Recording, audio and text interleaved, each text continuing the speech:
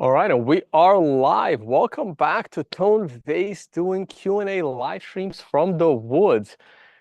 Man, such nice fresh air out here. It's absolutely amazing.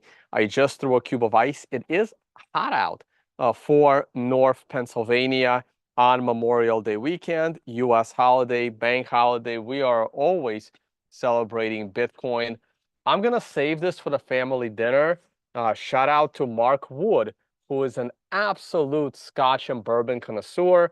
He's the one that made me try one of these back in Miami earlier this year. This is my favorite Scotch, Lagavulin.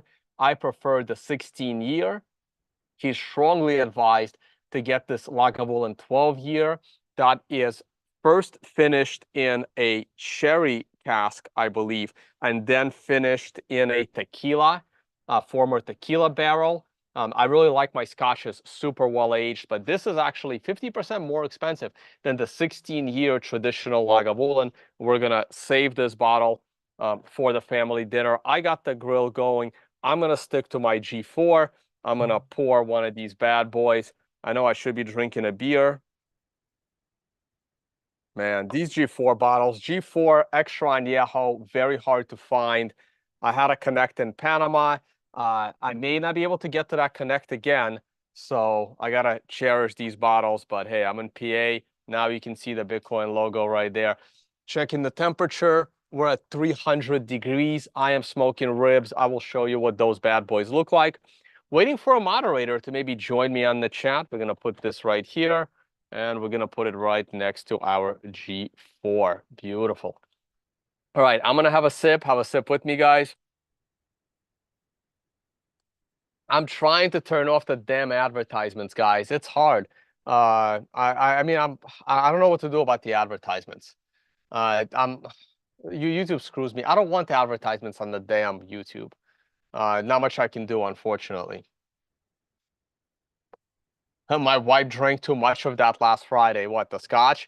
Hey, Gary Garrettson, feel free to jump on the stream, brother. You have the link. Ooh, my moderators have the link to the chat. If I see someone that I recognize, maybe I'll send you the link as well. Not to the chat, but into the Zoom.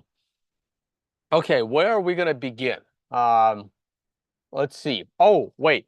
So I've been smoking ribs for the last 4 hours. In the middle of smoking ribs, I went out and I bought this bad boy. This is it's defrosting. This is 2.4 pounds.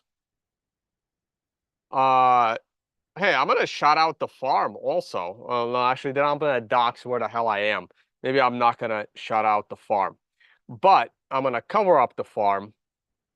And this is, oh shit, stripping. Not the meat, but just it's defrosting.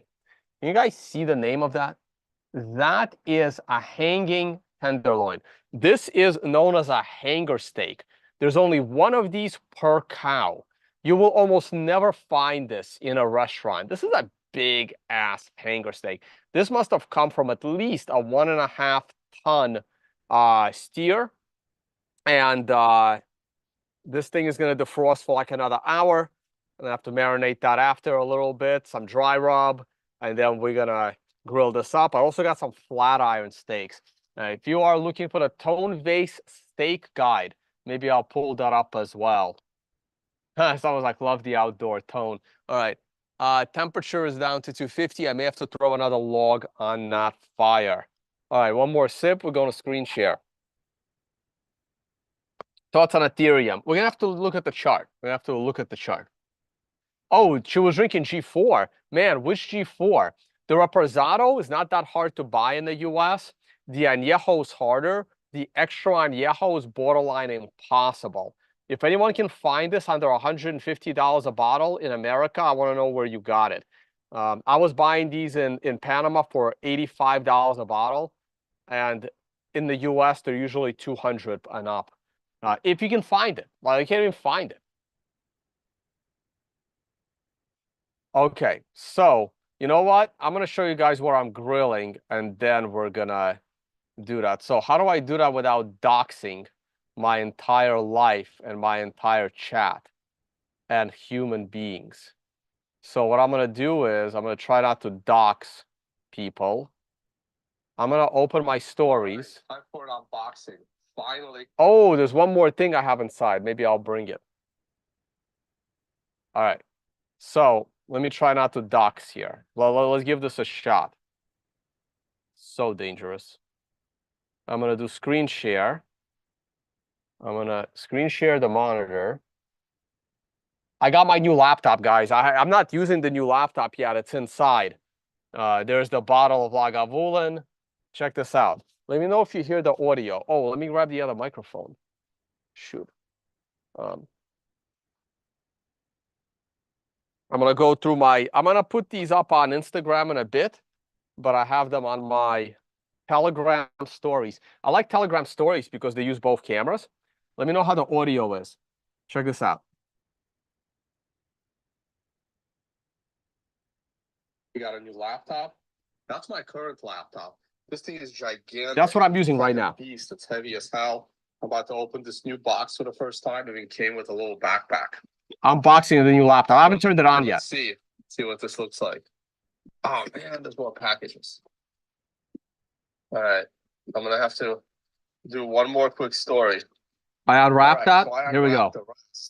Check this out. So I'm back at the cabin. Yeah, I'm sitting right at that table right now. The cabin for the holiday. So I'm a big fan of dual screens. So I like productivity. Turn this thing on. It turns on. Probably dead. So that's a second monitor. So I'm a big fan of multi-functions. So let's open this bad boy up. So far, it looks like a regular laptop. Yep. But once you remove the keyboard, there is a whole other screen. And now this becomes a dual screen laptop with the keyboard. And then on the back, again, doing this with one hand here. Boom. I didn't want to promote this laptop too much because I wanted to buy it. It took me 6 months.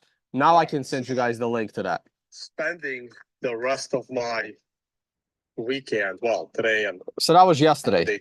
All right, let's skip that. All right. I might get banned for this. American flags are no longer allowed to be put up in America. It needs to be either Israeli or Palestinian or the gay pride flag or Ukrainian flag. Any flag except American flag. You better be like in the deep south or like in the middle of the woods to get away with putting the American flag up and not get called a white supremacist, you know? All right, first. So this is what I grilled yesterday. Yesterday, those are New York strip steaks. Some nice marbling. This is a beautiful marbling. Look at that. New York. Look at that marbling on these New York strips. I bought that at a ShopRite. These were not expensive. All three of these were $20. That's beautiful marbling. Marbling is another word for fat. Beautiful fat all throughout the New York strips. Absolutely incredible. And those were the ribeyes right next to them. They didn't have much marbling through the middle of them. Once this bad boy gets to over 400, time to load them up. All right, let's see if I can pull off. This was yesterday. This was my me grilling yesterday. There they go. Let's go forward. Here they are. Look at this. Look at that. Wow. You guys gonna hear Russian language in the back? I'm the chef for the family here. Oh my God. Freaking amazing. Oh crap, I gotta add a log. Check these out while I go to the log to add more wood to the fire behind me. Good. Get into my tequila next. Cheese. Always do my best not to stick any family numbers in the posts.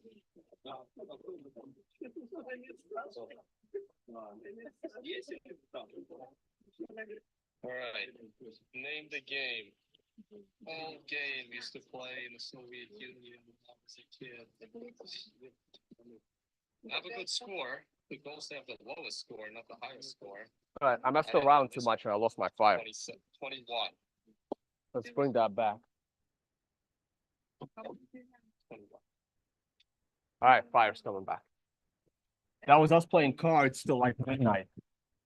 It's an old Russian game called Kunkan. And today we're gonna play another Russian game called Preference. We'll play for money. Mom actually won. All right, here we go. Here come the good ones.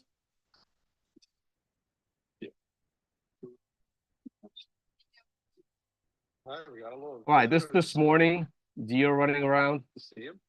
Right there's a deer.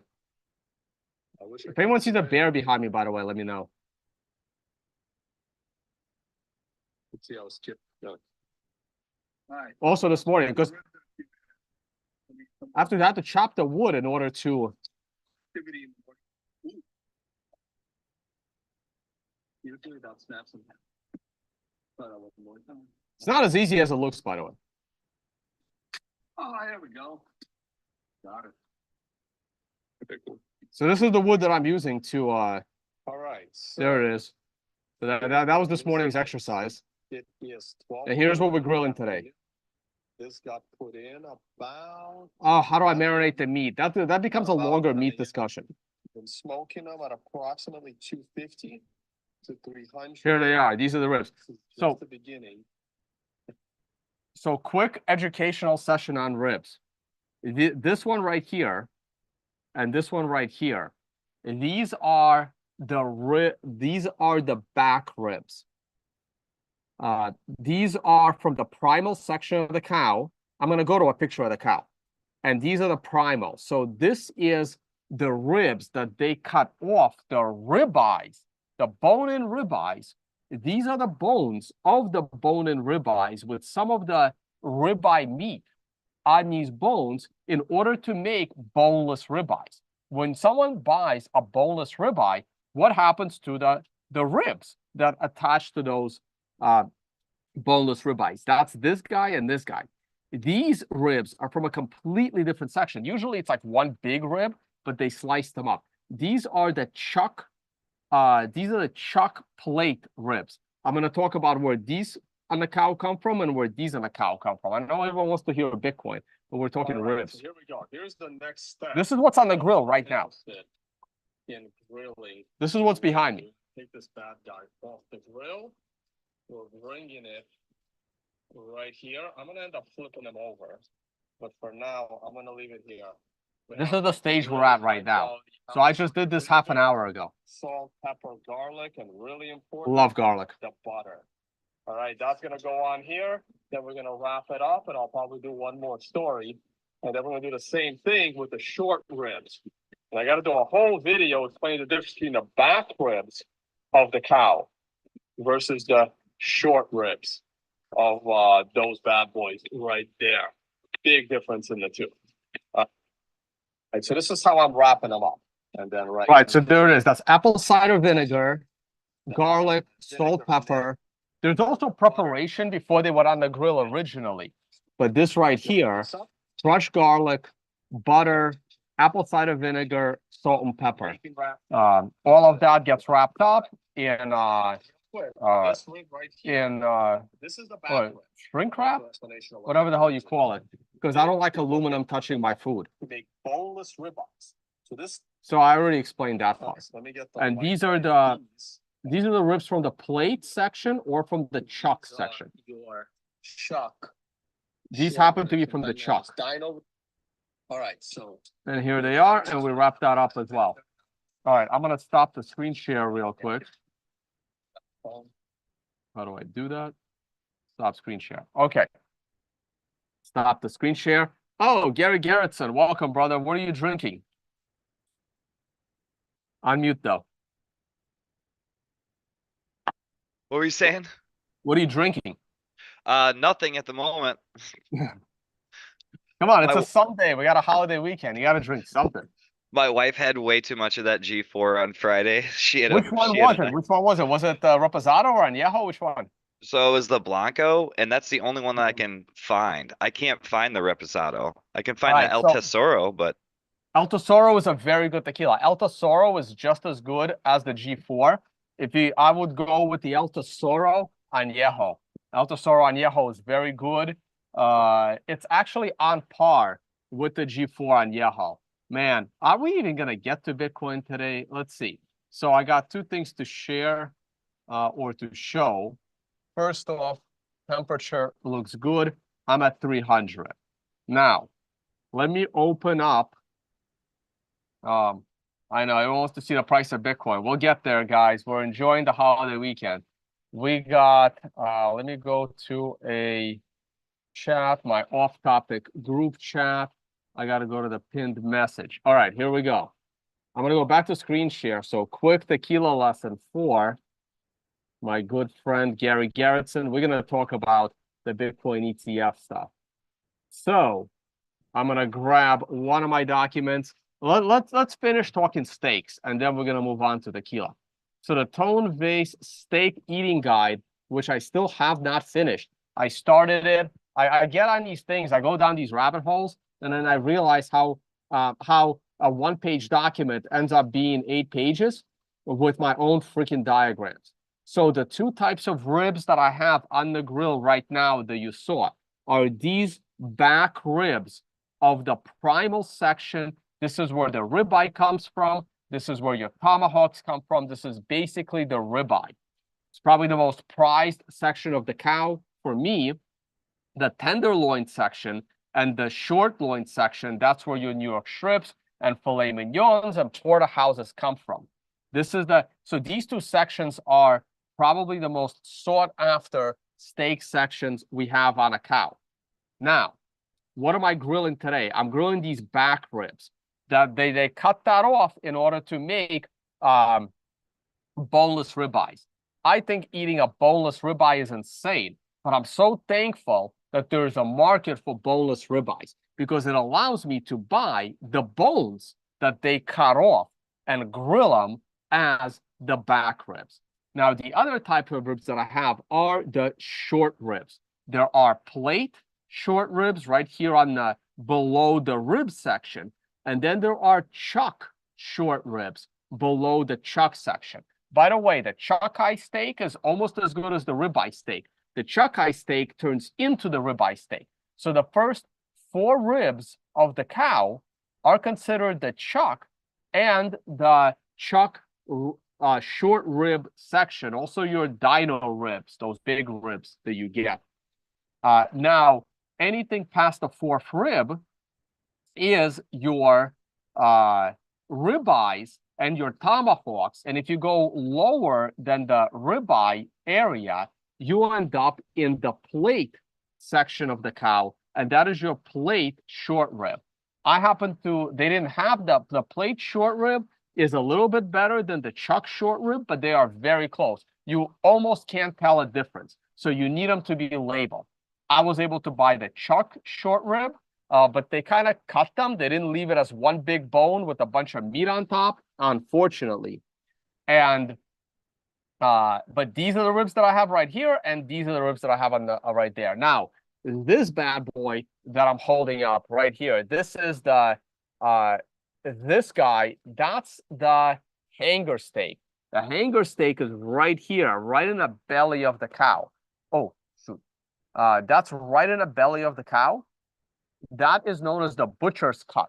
There's only one of these per cow, and the butchers used to just save it for themselves. This was the secret cut of the butcher themselves. So that is the hanger steak, and I got a big boy, 2.5 pound. And the other thing that's going on the grill today is the flat iron. Now, the flat iron steak is right here. It comes from the shoulder of the cow. Beautiful steak. The secret to the flat iron steak, that's the one steak you can't fuck up. It's the one steak you can both undercook and overcook, and you will not fuck it up. So if you're not well-versed at grilling steaks, you don't have a thermometer. I mean, I don't have a thermometer, but I grill steaks all the time without a thermometer. But the flat iron is the one you're not going to fuck up. I love the flat iron steak. Because you can't fuck it up, it's not the reason why I buy it, but it is one of my favorite steaks. And I got the flat iron today, the hanger. We got the back ribs. We got the chuck short rib today. And yesterday we had the bone-in ribeyes. No, we had boneless ribeyes because I got them from the same freaking store. It's probably why I was able to buy the back ribs separate than the ribs. Because if you look at my stories, they were boneless ribeyes. They didn't have bone-in ribeyes, but I still bought the bones of those ribeyes to cook the back ribs separately for today's meal with more family members coming to town. All right. And yesterday we did the New York strip steaks and the ribeye steaks. Okay, that is the story on meat. Quick story on tequila, and then we're gonna get into the charts. I need another log in the fire. Gary Garrettson, entertain my people. Talk about your favorite steaks and how you eat them off that diagram. You can't go wrong with the ribeye. The ribeye is the way to go. Now, I've never had what he's talking about, that butcher special. I've never had that cut. I do go locally. Like, I'll go to a local butcher. Like, I will not go to the meat section in the grocery store. Like, Lord knows what they do with that meat. I have no idea what they do with that meat. It is not great. Yeah, I don't blame you. I do like going to the local. Now, keep in mind, the locals are grass-fed. The two the ribeyes that I got were actually fully grass-fed. I was surprised how tender they are. Now, this document also, and I'm gonna make this public. I mean, this isn't like secret. It's got like some tips on how to buy the perfect porterhouse. That's a porterhouse. This is, I have no idea what the hell that is. That's a bone-in ribeye priced at that's a bone-in New York strip priced like a porterhouse.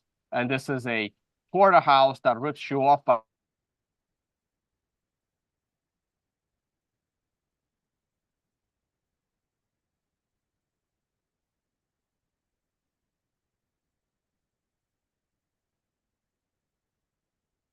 beef. And grass-fed beef is awesome when you care about nutrition. Unfortunately, when you're feeding a bunch of family members that just want to eat a really, really tasty steak, what ends up happening is grass-fed meat tends to be a little bit tougher. And your family members are going to be very, very critical on why this meat's so tough.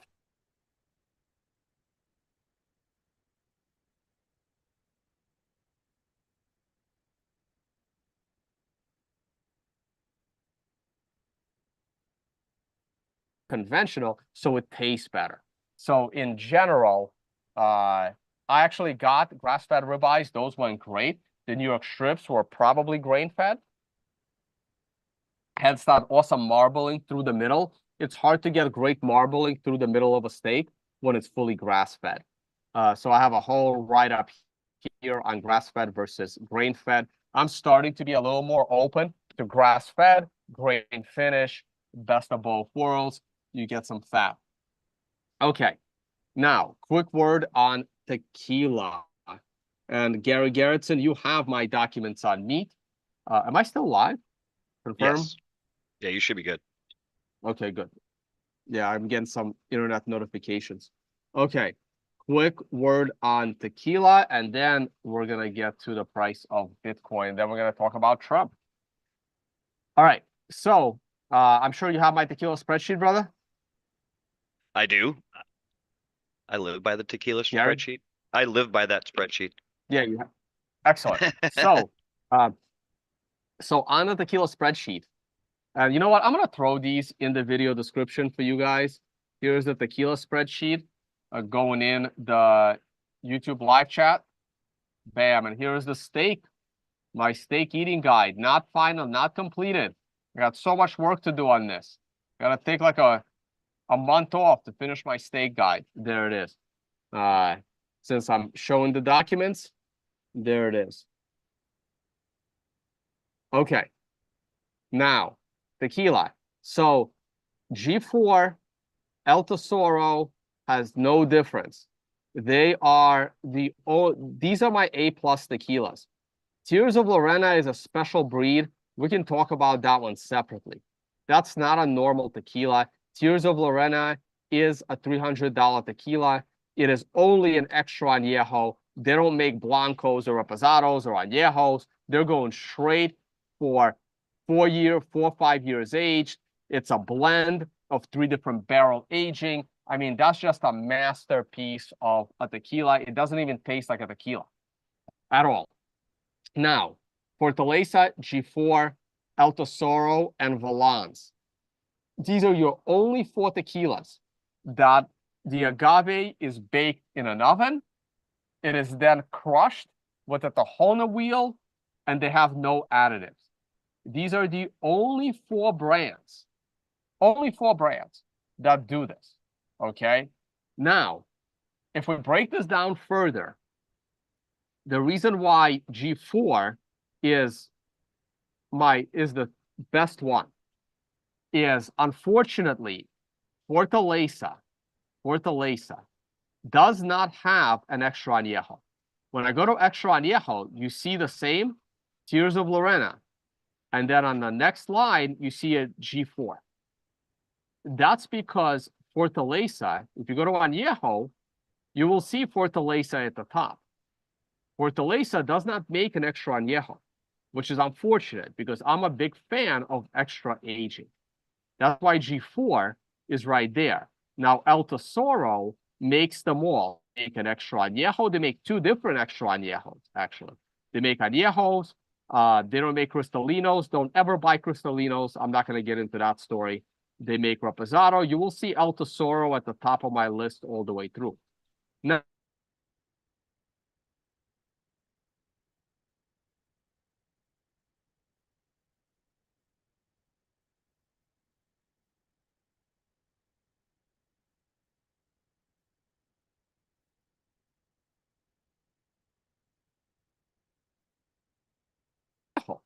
I don't know why.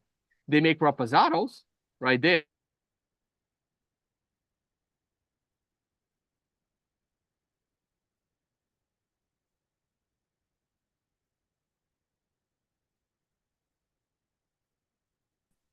You have the Tears of Lorena because that's just a special. And then Fortaleza makes no extra añejo. Valance makes no añejo. So all you're left with is either G4 or El Tesoro for the only 2 brands that make every type of tequila: Blanco, Reposado, Añejo, and Extra Añejo. They make all 4 types. Cristalinos don't count. They're the only 2 that are most traditionally made cooked in an oven.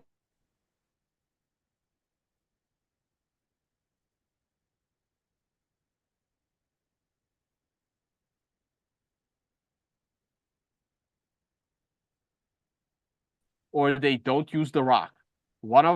This is the trifecta. This is the perfect trifecta of a tequila. El Tesoro, a lot easier to find than the G4. I'm a little laggy. Crap.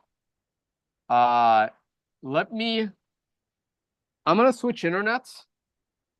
If I'm a little laggy, let me try this. I'm gonna stop screen share for a minute, and then we're gonna talk economics and geopolitics. All right.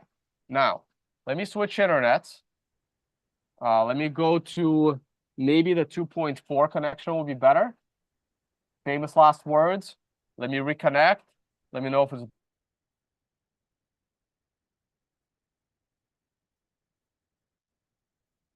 around.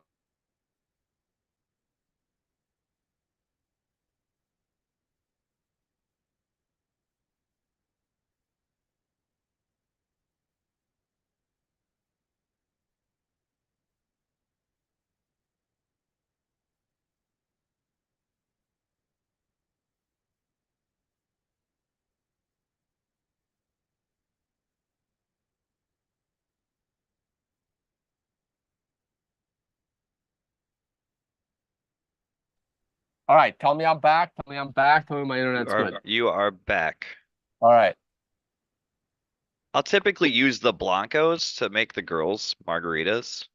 Like, and it's not like killing you. It's a $60 bottle, $55 bottle. And I'll get Contra, I think is how you say it. And I'll make margaritas for the girls, and they tend to really like them. But the reposados and the añejos are for sipping. Don't make margaritas with that. It's kind of wasting it.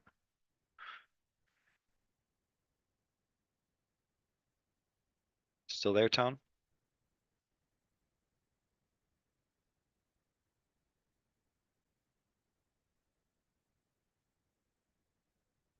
All right, let's try this one more time. How are we looking? I can hear you. All right. Where did you guys lose me? It's been like kind of like in and out. Shit. All right. Did you hear my whole spiel about the tequilas and how Yes. it's made? All right, cool. Uh, all right. Let's hope this works. Let me try one more thing. 1 second. Hold on. All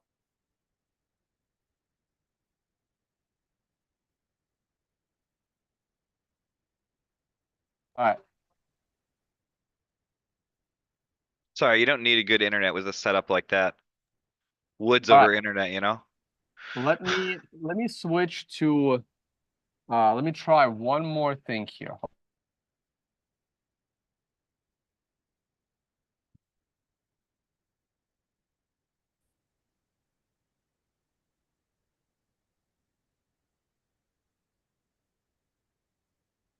All right, my back.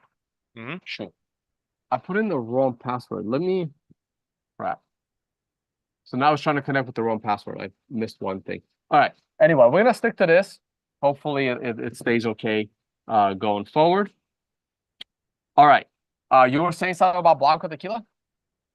I was just saying I typically make margaritas for the girls with Blanco and on either El Tesoro or G4, and then I use Contra, if that's how you say it. It's like an orange liqueur, and yeah, the girls drink them up, Okay. and then lime So juice. That's it. so my view is a G4 or an El Tesoro Blanco is a little too good of a tequila for margaritas. Maybe for some higher end cocktails, maybe, but that is a very, very high end tequila to be mixed. Uh, so you can get cheaper, high quality tequila for margaritas. Now, for margaritas, Blanco or Reposado. There are some more advanced cocktails that require some aged spirits. Personally, I would not use my G4 or Alto Soro Blanco for a margarita. I'm not a huge fan of Blancos, but it's still, a great sipping tequila. I'm going to throw a log on the fire, and then we're going to open up the chart of Bitcoin. Be right back.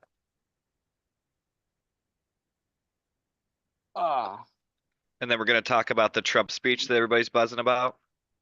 Yeah, let's talk about that.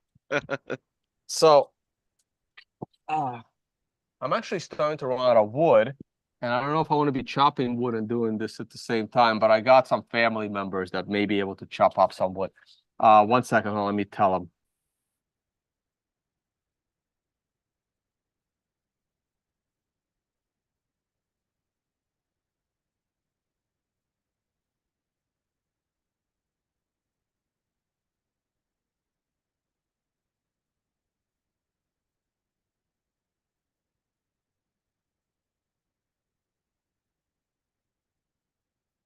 Real My quick. dad, my dad and I were actually talking about he has property and talking about getting our own cows. I'm like, yeah, that's the way to do it, I think.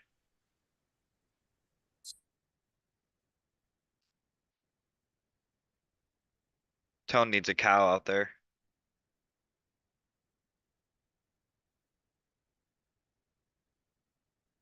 Really wanted to see on this candle is the body of the candle be more than 50% off.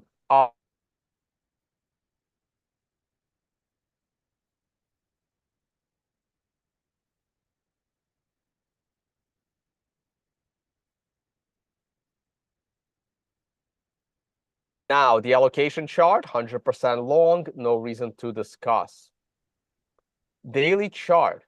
Now, the daily chart is actually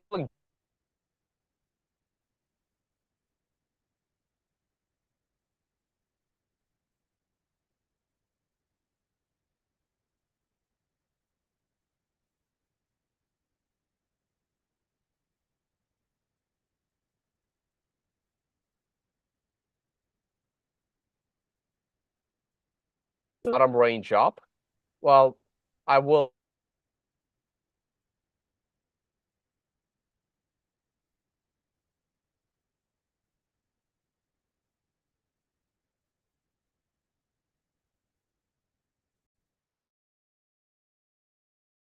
channel. And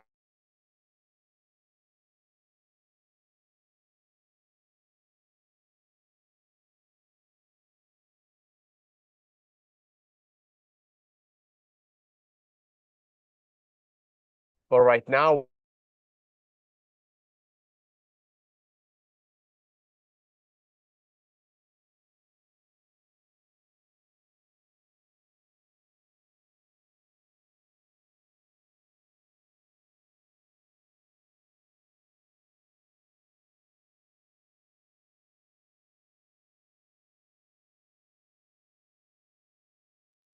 oh man,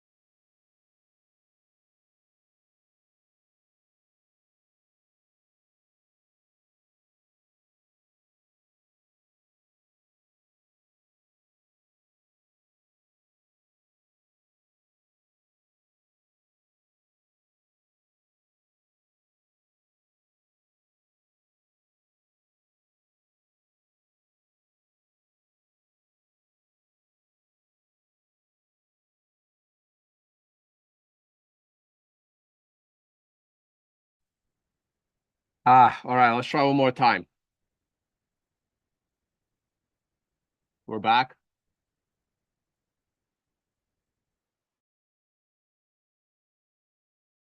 I can hear you. I don't know why it's hitching so much. You still there, Tone?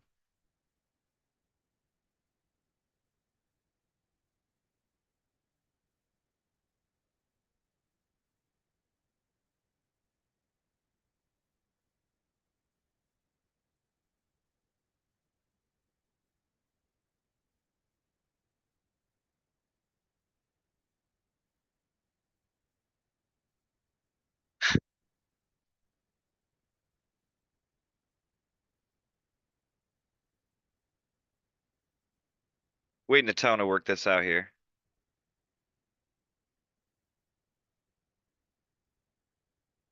I imagine he doesn't have awesome reception out there in the woods. So bear with us.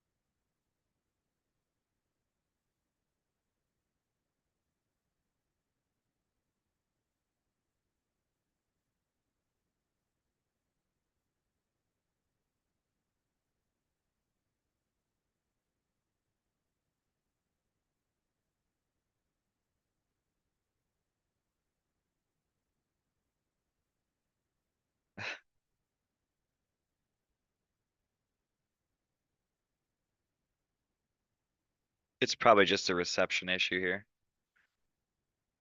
I don't know if I can.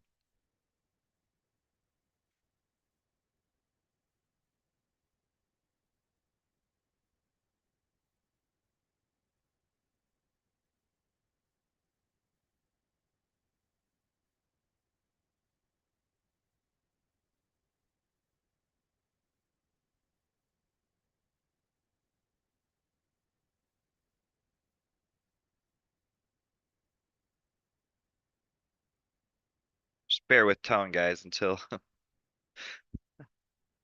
I don't even know how to share my charts. Screen share.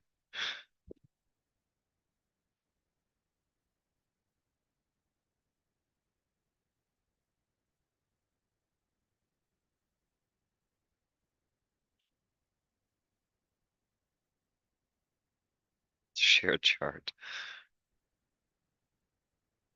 I'm hoping we can get him back on here so we don't have dead Gary error.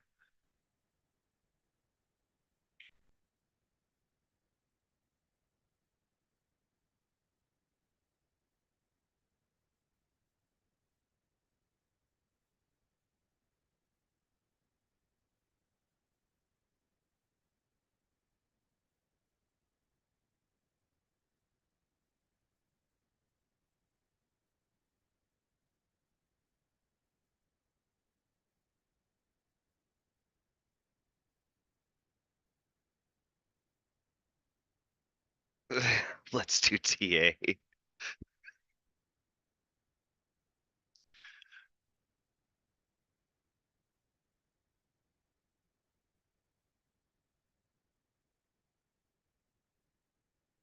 All right, hang on, hang on.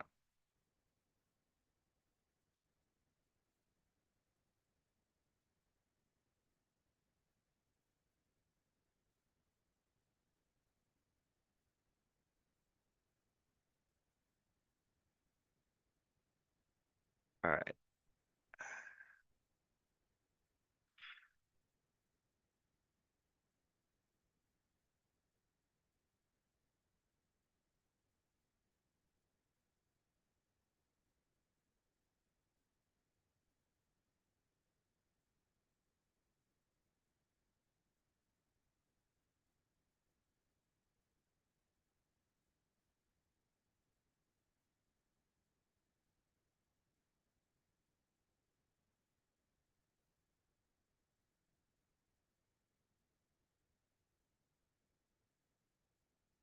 I hope he gets this thing figured out.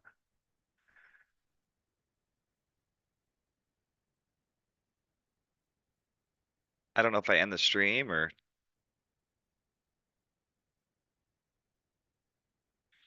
we'll give it another minute.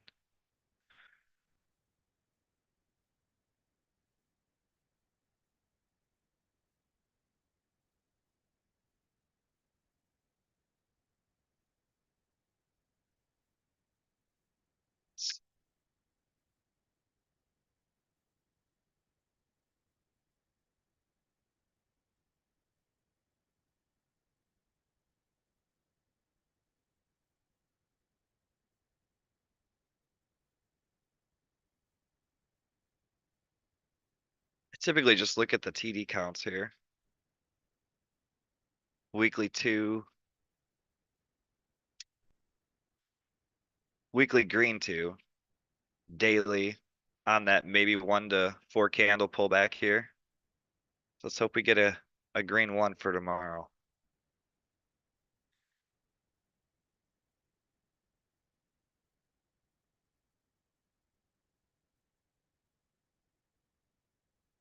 I don't typically trade with leverage. It's typically just spot and more so buys than sells. Don't really sell anything.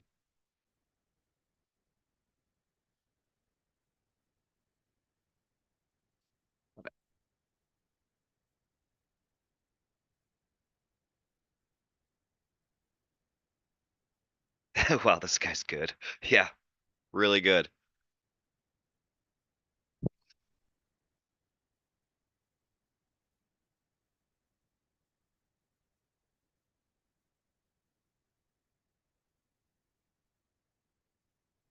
What's the top? I don't know. I'm kind of with Tone on this one. Pessimistic 130 or 40, optimistic 350 at the high. My TA sucks. Yeah.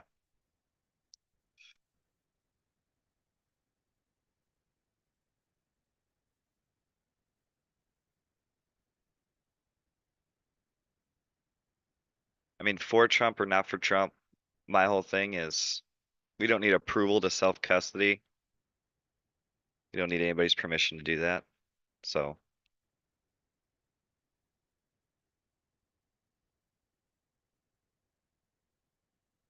well, I don't know if I'm gonna want to probably end the stream and wait for him to come back or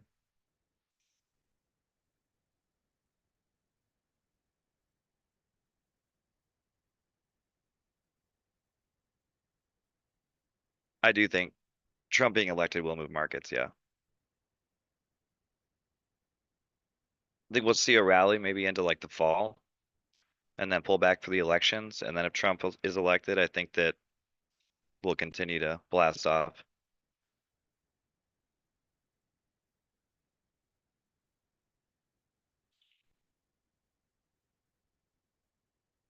Can you see that drum set? Oh, you can see the corner of it. I'm not doing great now. I'm probably gonna end the stream and then wait for Tone to come back and then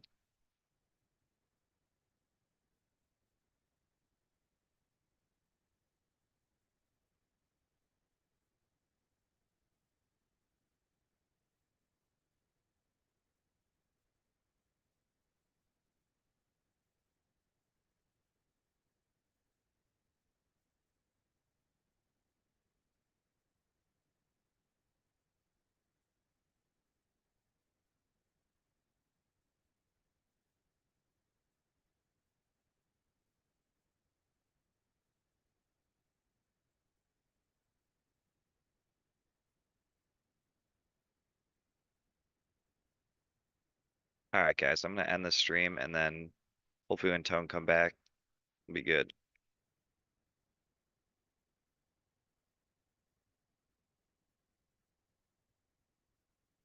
My fans in the background. I don't want to talk about my fans in the background. Those machines are a disappointment.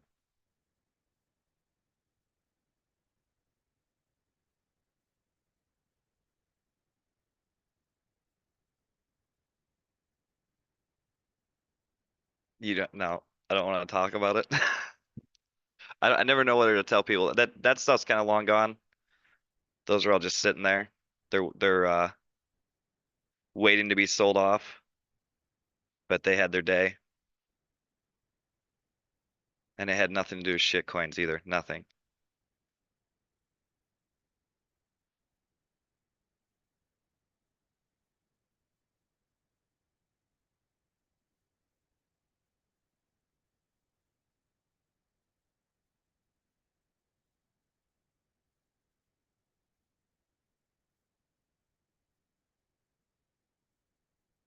I was mining the shittiest of the shitties, the ultimate shitcoin.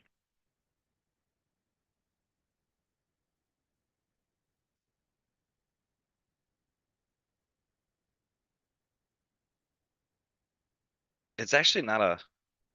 It's not a really expensive chair. It's like a Big Lots chair.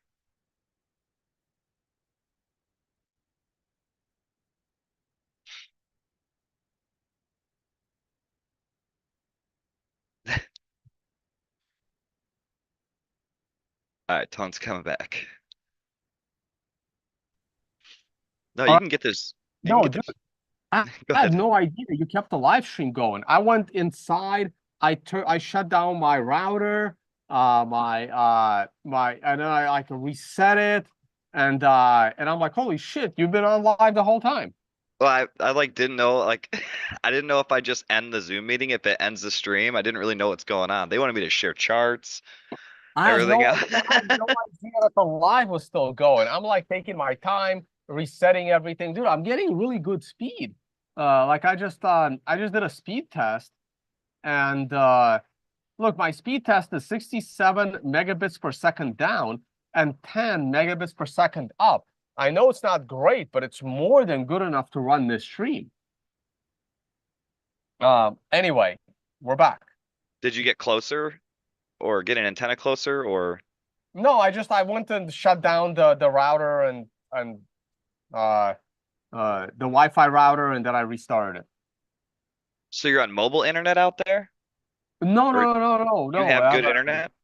I have good internet, right? Okay. I'm a little far away from from the cabin, but but my speed right now, I would do screen share, but I don't want to, I don't want to show my location. But my speed right now is 67 megabits per second down and 10 megabits per second up. So that's more than enough. All Oh, right. these guys wanted to know what was going on in the background and everything else. All right. So let's get back to screen share here. Let me end this. All right. So we had our steak discussion. We had our tequila discussion. So once again, G4 and El Tesoro are the absolute go-tos. Now, El Tesoro is made in the 7th best distillery in the world. G4 is made in the 2nd best distillery in the world. So again, G4 slightly edges out El Tesoro, but if you can find an El Tesoro Añejo and you can only get G4 Blanco, El Tesoro Añejo is the way to go. That is a very good go-to.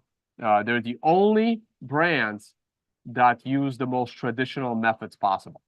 All right, let's get back to the charts here. Daily chart, I really like it. As long as Bitcoin stays up here, I think we'll eventually break out. Let's talk some politics, man. Gary, who'd you vote for in the last election, and who you're going to vote for in this election? Oh, yeah, I don't know if you're going to want my opinion on that. I'm actually not a voter. I exercise my right not to vote.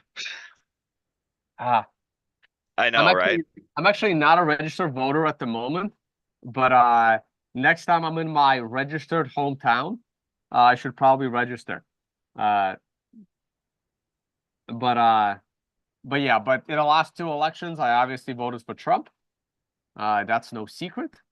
By the way, shout out to Ocean Mining Pool, who mined 2 blocks in the last week. That's absolutely awesome.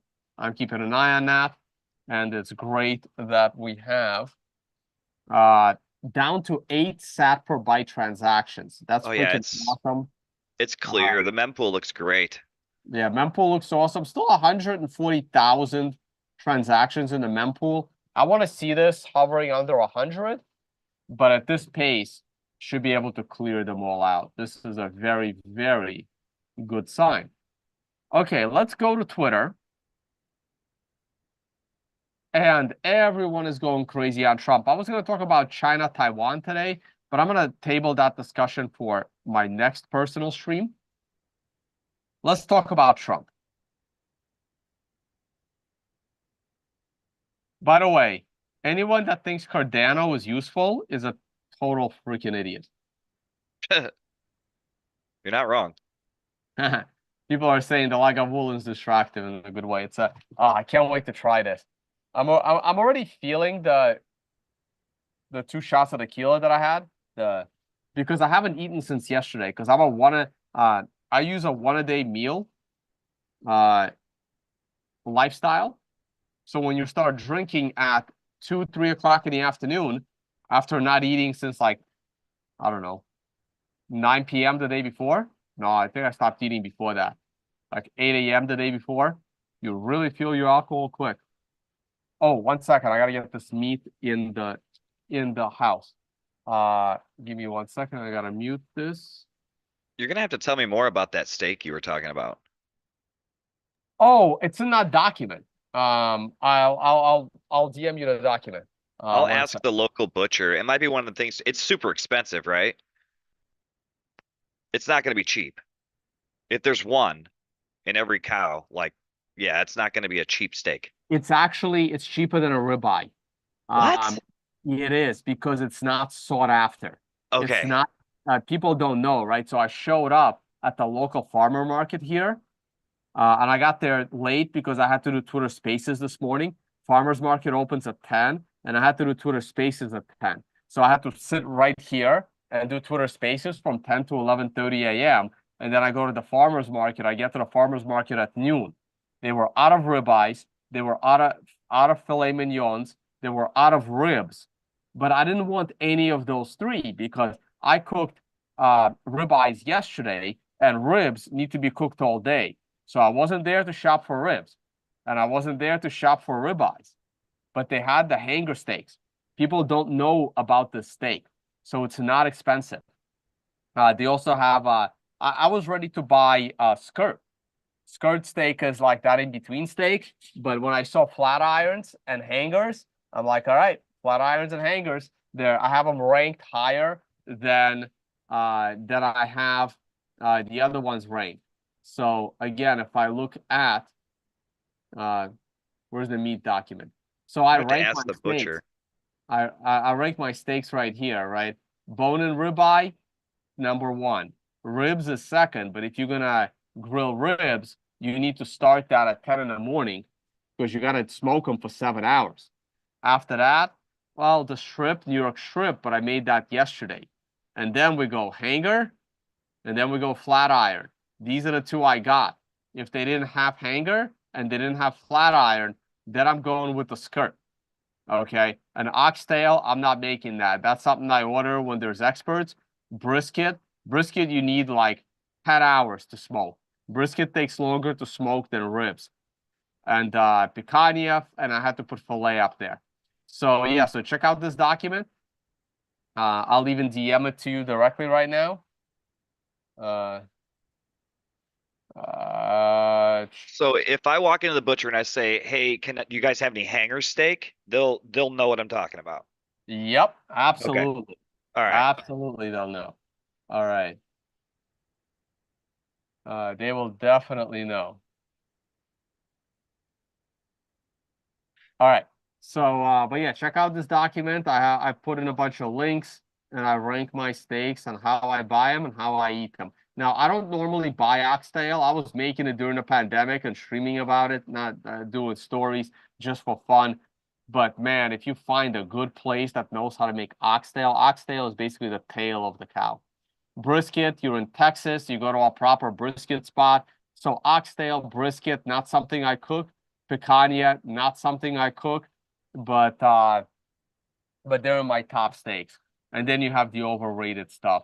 Now these are also good, but yeah, it's a cool document. I kind of narrowed down what you should be buying at the butcher and how to get your marbling done. You can find choice. You can find some good marbling in choice. I couldn't find prime at the stores around here, but I had the choice, and man, they look like prime. They looked very well marbled. Sometimes they mislabel them. You get the hang of it. All right, let's get back to Trump statements. That's why I was going to Twitter. If I just go to the homepage of Twitter, I'm sure we're going to see a lot of Trump stuff.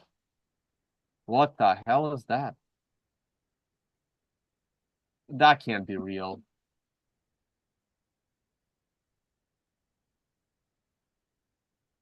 Shout out to Miss El Salvador, Alejandra. Hope you're having a great time. Not a holiday down in El Salvador or Mexico. Hey, that's Walker. That's the Bitcoin couple and the baby. Great. All right, we got to get to some. Oh, let's see what Chuck Schumer has to say. This should be good. We have now more than ever, we're short of workers. We have a population that is not reproducing it on its own with the same level that it used to. The only way we're going to have a future in America is if we welcome and embrace immigrants, the dreamers, and all of them, because our ultimate goal is to help the dreamers, but get a path to citizenship for all 11 million or however many undocumented there are. Wow. So there goes Chuck Schumer calling for more undocumented undocumented military-age men coming into the country across the border. Man, how the hell does the state of, thank God I'm no longer a New York resident. I'm in Pennsylvania, by the way, in case the New York authorities are watching. I don't go to New York. I land in New Jersey. I go straight to my cabin in PA. And how the hell this guy keeps getting elected is beyond me. The goal of citizenship, let's see what Elon has to say. The goal of citizenship for all illegals is very clearly stated by the leader of the Senate. For some reason, a lot of people still think this is some crazy conspiracy theory. Wow, this is really, really, really bad. Really bad. This looks like China. Where are we here?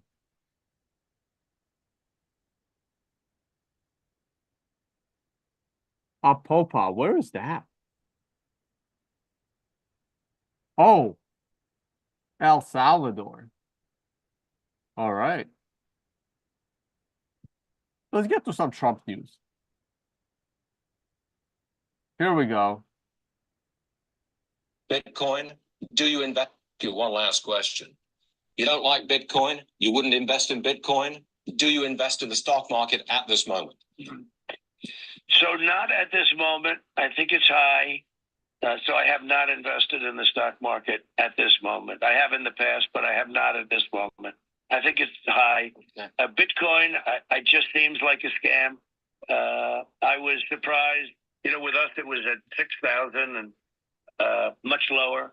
I don't like it because it's another currency competing against the dollar. Essentially, it's a currency competing against the dollar. I want the dollar to be the currency of the world. That's what I've always said.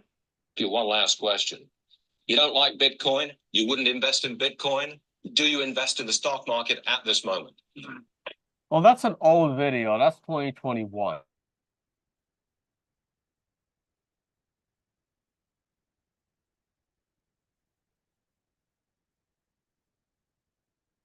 Yeah, I think that one is from a little while back. I'm getting some issues here. We still got you. All right, cool. So let me comment on this right here. So Trump now says he's looking to pardon is looking to pardon Ross Ulbricht. I don't believe him. I don't either. I don't believe him. In fact, him saying this is very dangerous for Trump. Very, very dangerous. Now, I probably know a little more about Ross Ulbricht's situation than I should. So basically, let me try to say this carefully before I get in trouble. The Ross Ulbricht case there were two things in the Ross Ulbricht case. First of all, and I'm gonna say this, I love Ross Ulbricht's mom, Lynn Ulbricht, incredible person. There is two things that people need to know about Ross Ulbricht case that they may not know. One, his lawyer was a fucking idiot. Like, if you think Biden or Kamala, are not mentally there, Ross Ulbricht's lawyer was a fucking retard. And if I get banned for that statement, so be it. Okay. I was at I couldn't make Ross Ulbricht's trial, but I made it for Ross Ulbricht's appeal hearing. And the lawyer, they didn't change lawyers, and I wish they did. And I was there listening to his lawyer talk to these three judges that were going to decide if they were going to retry the case. Because during the case, multiple federal agents were corrupt agents involved in this case. This was a slam dunk to retry the Ross Ulbricht case. And his lawyer was a brain dead idiot. I wanted to get up out of my seat, run up there in front of the judges, push the lawyer out of the way, and argue for Ross Ulbricht instead of his lawyer to get that case retried. That's how bad that it was. It was pretty awful. Like there was two particular like agents that were like stealing or extorting him during all of it. And I think they got like almost no time. This guy gets 3 life sentences and these agents get like nothing. So the reason why Ross Ulbricht got 2 life sentences is because his lawyer is a idiot. It's like Kamala, like being his lawyer, basically, who's also a lawyer who's a fucking idiot. And so that's the unfortunate thing. Ross should have never got 2 life sentences. Ross should probably have gotten 10 to 15. Yeah, 20 years maybe. And he could have gotten 20 max. And he could have easily gotten that and out on good behavior, and not in a max prison. All of that could have been achieved with a better lawyer. So, look, what's done is done. That is issue number 1. Issue number 2 is, contrary to the internet's belief, Ross Ulbricht did try to hire a hitman, and that's not good. Okay. Now, the current Justice Department is really this is their golden goose. Like, Ross Ulbricht spending the rest of his life in prison is the Justice Department's claim to fame. Like, of all the things that the U.S. Justice Department has done in the last 20 years, sticking it to the Bitcoiners with Ross Ulbricht is like their crown. The deep state will not allow Trump to pardon Ross Ulbricht. It will not happen. The reason why the Justice Department dropped the charges of Ross hiring a hitman is because they were 110% sure Ross will be spending the rest of his time in prison.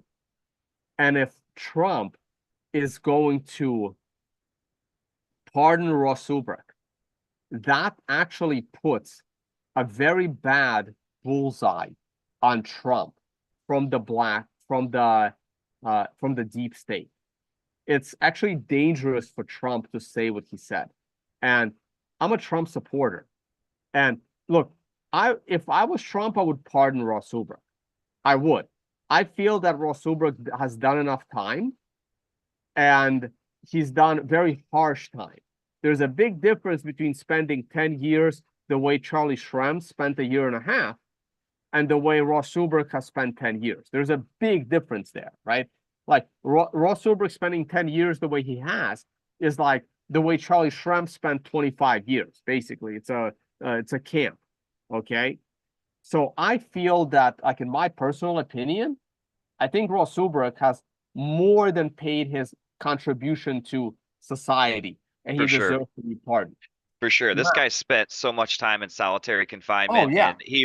and look at Julian Assange now. Like, he is not in his right mind because of Oh shit! By the way, what speaking they of have Julian done. Assange, I'm gonna come back to Ross for a minute.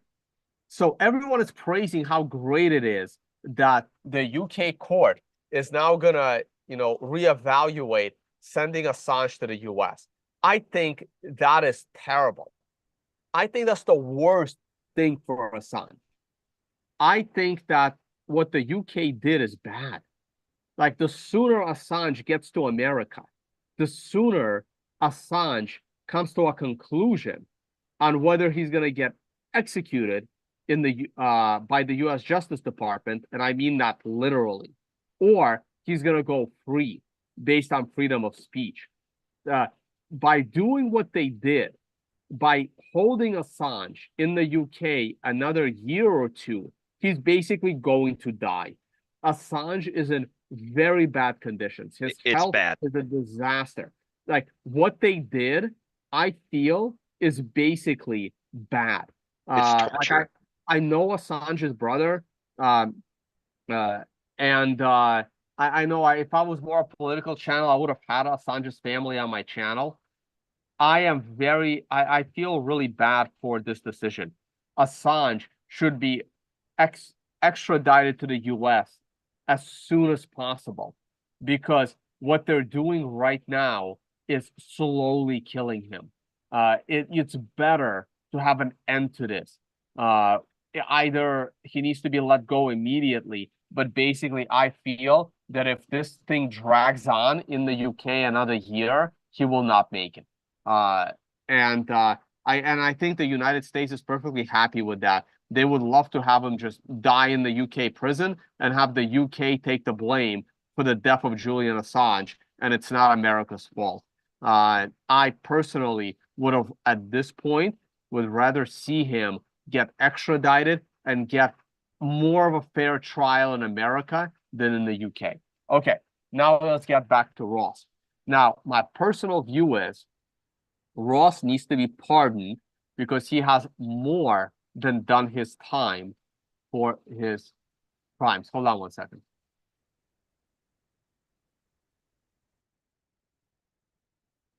Let's hope that if Ross gets pardoned, that he is not completely mind destroyed the way Julian Assange is now.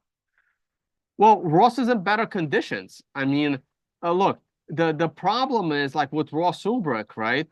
His mom constantly goes to visit him. Reporters are calling in.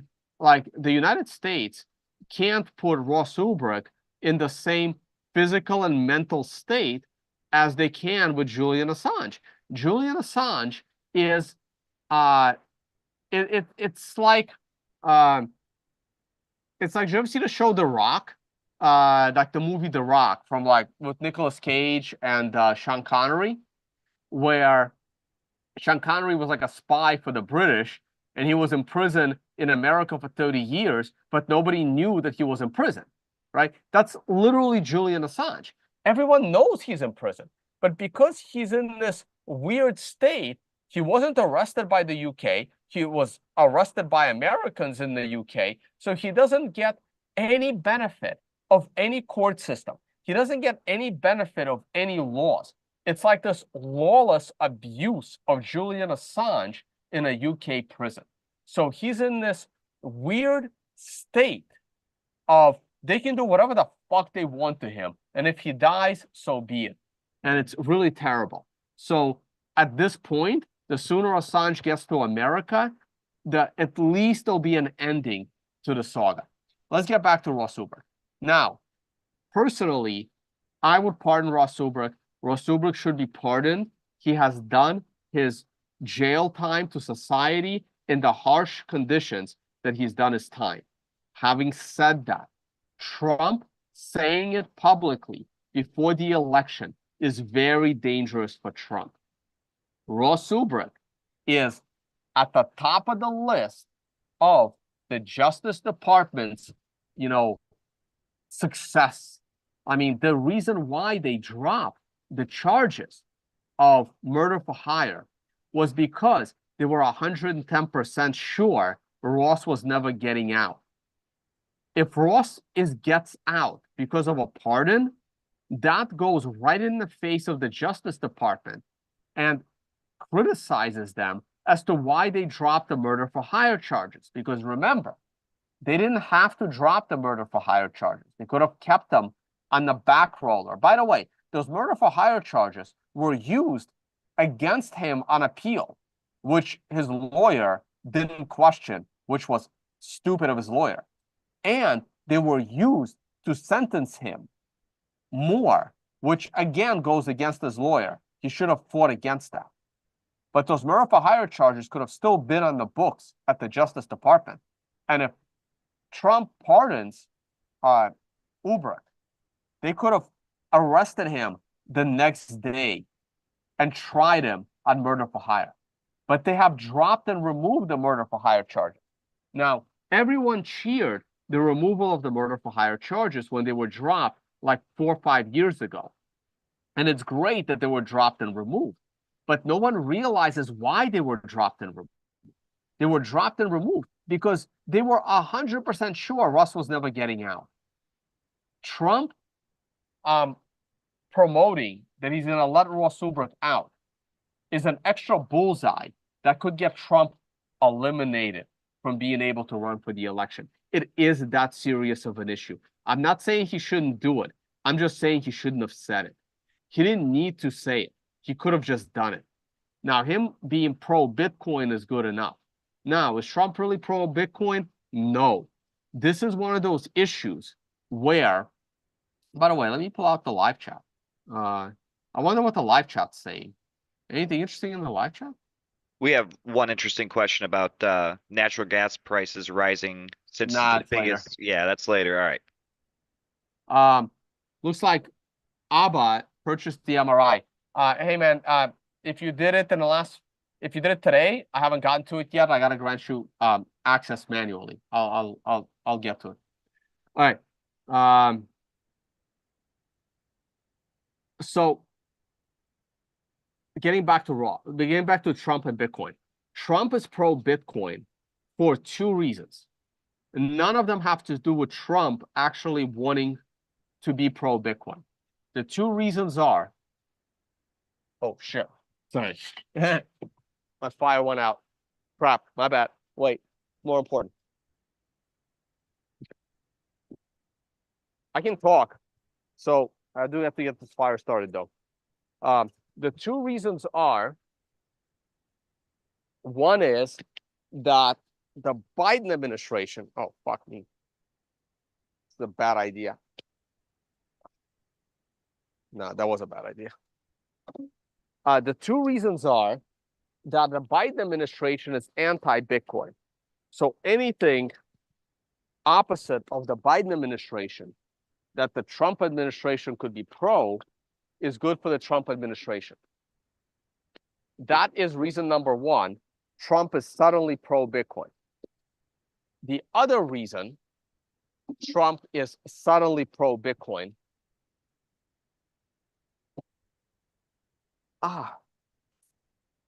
the other reason Trump is suddenly pro-Bitcoin is that being pro-Bitcoin is one of those issues. I'm going to stop the screen share for a second. Where am I? There we go. The other reason that Trump is suddenly pro-Bitcoin is that it's an issue where you don't have a base that would be angry at you. So I said this on my spaces this morning. when you have the most divisive issue possible, Israel-Gaza, if you are pro-Israel, you have a huge like pro-Palestinian people that will not only not vote for you, they can make a lot of protests against you. That's if you're pro-Israel. If you're pro-Palestine, you got the opposite problem. Being pro-Palestine could cut you off from a lot of funding and a lot of Jewish voters, and it can get you unelected. So Trump cannot pick a side between Israel or Gaza. He has to be neutral. He has to sit there and stand there and say whatever he can in the most neutral way possible. When it comes to Bitcoin, being anti-Bitcoin does not get you any extra votes. Being pro-Bitcoin and pro-freedom gets you a lot of extra votes. So Trump has nothing to lose by being pro-Bitcoin. It doesn't mean that he's pro-Bitcoin. He's just saying he's pro-Bitcoin, okay? Now I'm going to go back to screen share, and I'm going to show you guys one of my most liked videos. It's called President Barack Obama debates candidate Barack Obama over spying. Right, there's videos on this. There were. I think the internet has taken them down. It's you'll be able to find it. Obama Romney. May have to go to YouTube first. Hold on. Candidate Obama debates President Obama.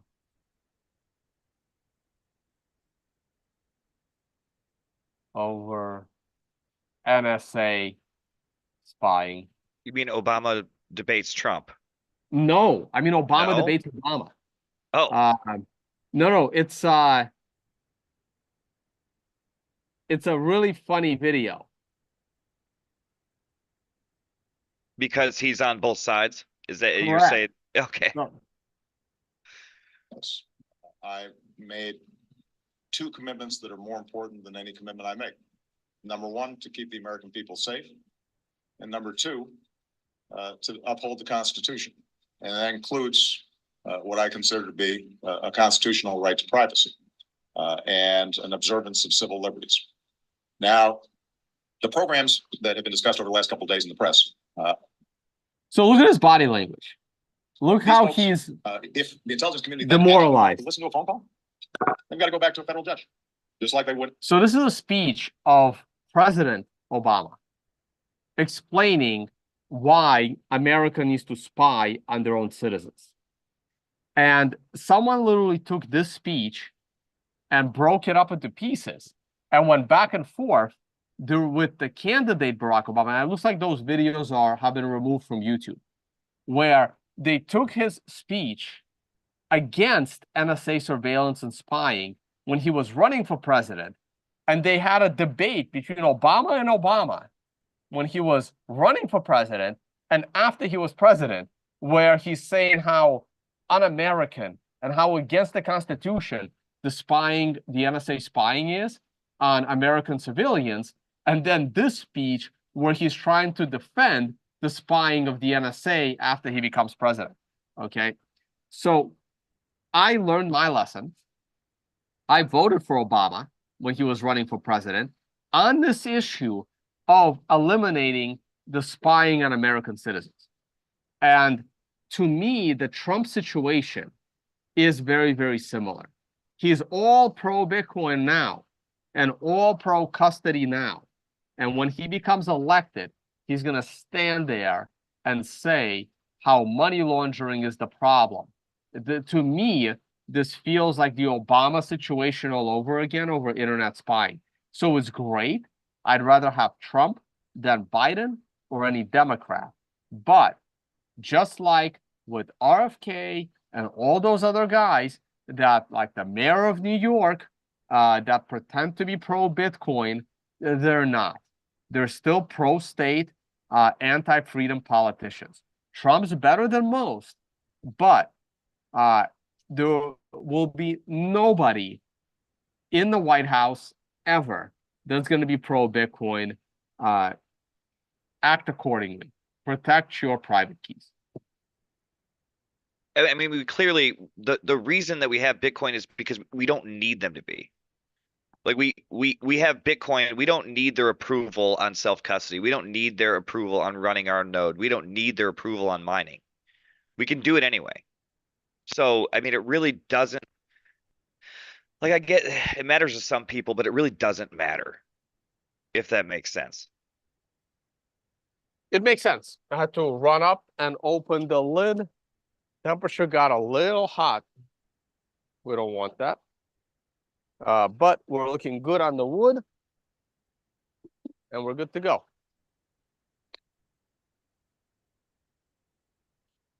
All right.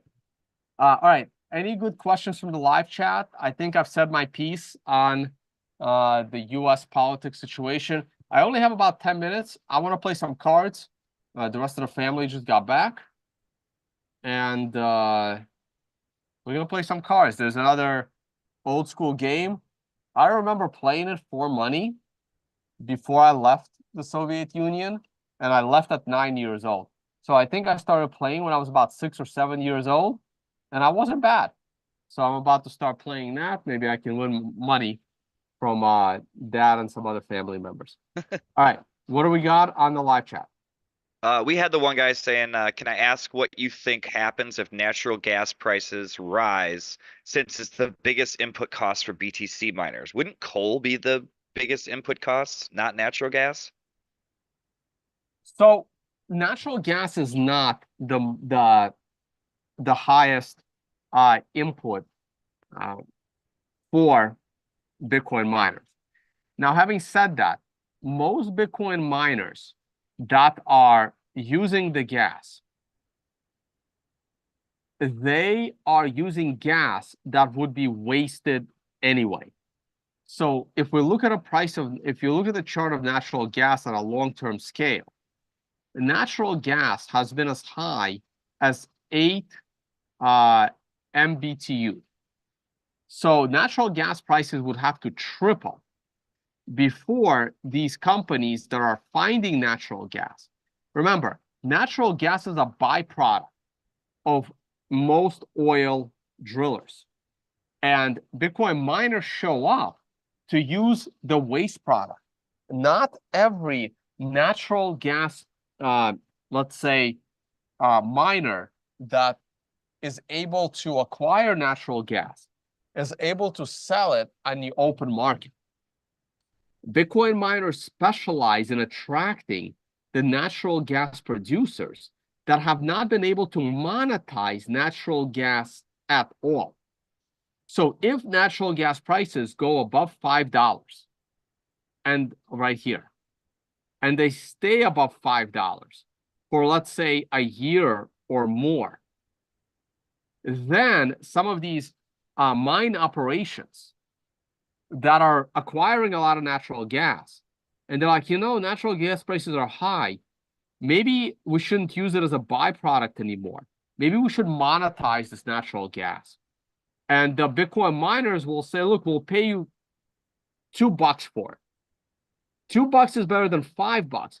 $5 for natural gas is only useful if you have the infrastructure to sell that natural gas, to liquefy the natural gas. It's really hard to deal with gas. It's a lot easier to deal with liquid. I mean, just think about it, right? You're sitting at home, right? You smell something in the room. How are you going to manage that? You spill something in your room. That's very easy to manage, okay? It's very hard to manage a gas. You need to build a mine you need massive infrastructure, millions of dollars to manage and mine the gas. When gas is a byproduct, you just burn it because you're mining oil. That's the gas that Bitcoin miners go after. the one that is a waste product, not the one that is being monetized. And if the price of natural gas is high, then Bitcoin miners may offer to pay a massive discount because the millions of dollars that this mine is going to have to, create that infrastructure to make that natural gas useful is not worth it. So I mean, I don't think it's a problem. there's times where they don't even flare that gas. There's times where they just vent that gas, Which is bad. They which should is terrible. right.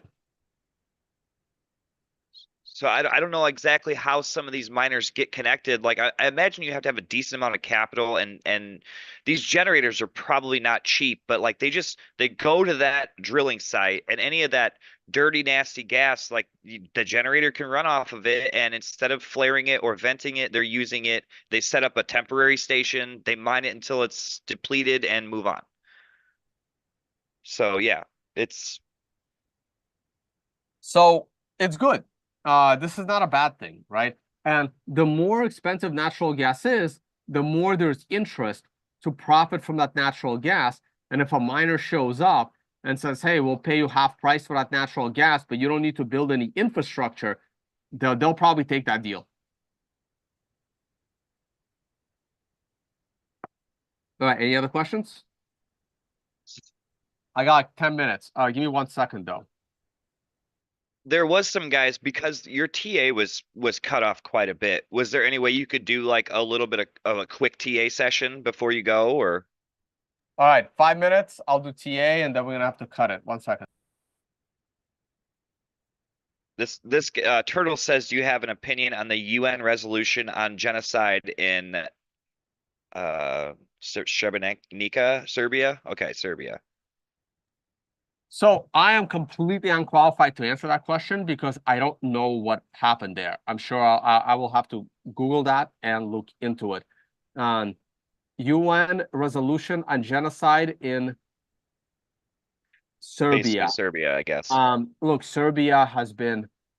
I've never been to Serbia, but Serbia has been like the problem with Serbia. Well, the European Union's problem with Serbia is that Serbia doesn't, bend the knee to the European Union. And because Serbia doesn't bend the knee to the European Union, just like they didn't bend the knee to Hitler, Serbia has always been like independent, and that's a problem for the tyrannical European Union. So I don't know what that resolution said, but I'm sure it didn't go in Serbia's favor, but I hope it did for once in their country's generation. Okay, so quick TA on Bitcoin. I really like this is the allocation chart, 100% bullish. I like this weekly chart. We are above halfway point, so this is bullish. Daily chart, I like the daily chart as well. We are hugging the top side of this range. This range used to be down here because at this point I become bearish. I actually raised it to right there, and it's looking great. I think we're ready to break out. I'm very bullish on Bitcoin right now. I'm loving this consolidation, and I think this is good news. You think the daily S&P is going to get this one to four candle correction and then continue to move up in line with the weekly, or? I think the 1 to 4 candle correction of the daily MRI top is over. I think we're rallying to the upside. I just need a green star candle on the daily above 69.5, and man, can we break out nicely. Oh, we got so much room to run on the weekly counts. It looks gorgeous. No, it looks good. Like on weekly counts, every single green star candle since the beginning of 2013 has led to massive upside. Starting in January 2013, green star candle shows up in the beginning of the week, rallies. Next green star candle, March 13th, shows up in the beginning of the candle, massively rallies.